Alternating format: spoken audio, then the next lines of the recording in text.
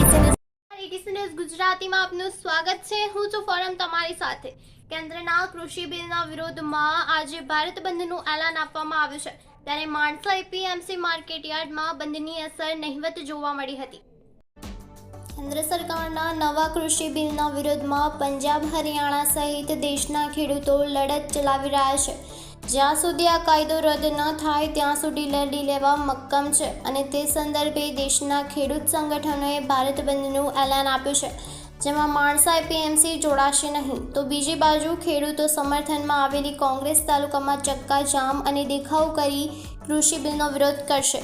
માણસા તાલુકાની વાત કરવામાં આવે તો એપીએમસી માર્કેટમાં બંધની અસર નહિવત જોવા મળી હતી, તથા ખેડૂતો મોટા પ્રમાણમાં પોતાનો પાક વેચવા માટે આવ્યા હતા। માર્કેટ યાર્ડના આગેવાને જણાવ્યું હતું કે માણસા એપીએમસી માર્કેટ યાર્ડ રાબેતા મુજબ ચાલુ જ છે અને બંધની કોઈ અસર જોવા મળી નથી। ખેડૂતો મોટા પ્રમાણમાં કપાસનો પાક વેચવા માટે ઉમટ્યા હતા। માણસા એપીએમસીના માર્કેટ યાર્ડના ચેરમેને જણાવ્યું કે ભારત બંધના એલાનમાં માણસા એપીએમસી માર્કેટ યાર્ડ જોડાશે નહીં, તેમજ માણસા એપીએમસી માર્કેટમાં મોટા પ્રમાણમાં પોલીસ જવાનોને તૈનાત કરવામાં આવ્યા હતા। ATC news Gujarati, Mansa.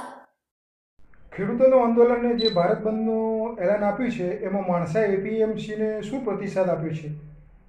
Mansa APMC અને વેપારીઓએ ખેડૂતના આંદોલનમાં કોઈ સપોર્ટ આપ્યો નથી અને માર્કેટ યાર્ડ રાબેતા મુજબ ચાલુ છે। ખેડૂતો પણ માલ લઈને આવ્યા છે અને એની હરાજી પણ રાબેતા મુજબ કરી છે અને કોઈ તકલીફ નથી। ફક્ત અને ફક્ત ખેડૂતો રસ્તાના બીકના કારણે થોડી આવક પ્રભાવિત થઈ છે, બાકી માર્કેટ યાર્ડ રાબેતા મુજબ છે। ખેડૂતોનો પણ આ કાયદામાં કોઈ વિરોધ નથી। ખેડૂતો પણ આ કાયદામાં જે સરકાર લાવી છે એનો સપોર્ટેડ છે, એટલે આવક લઈને આવ્યા છે।